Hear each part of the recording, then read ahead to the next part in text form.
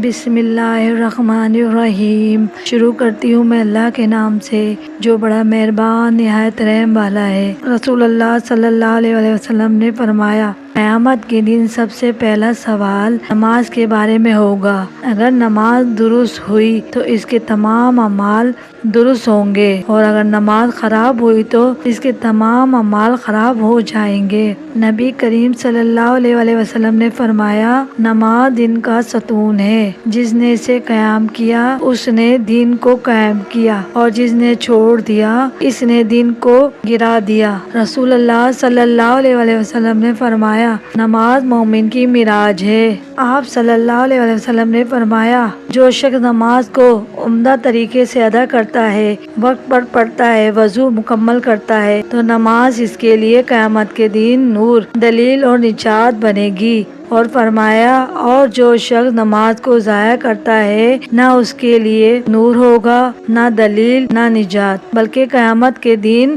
وہ قارون، فرعون، ہامون اور ابی بن خلف کے ساتھ اٹھایا جائے گا۔ نبی کریم صلی اللہ علیہ وسلم نے فرمایا، ایک وقت ایسا آئے گا کہ لوگ مسجدوں میں آئیں گے مگر ان کے دل اللہ سے خالی ہوں گے۔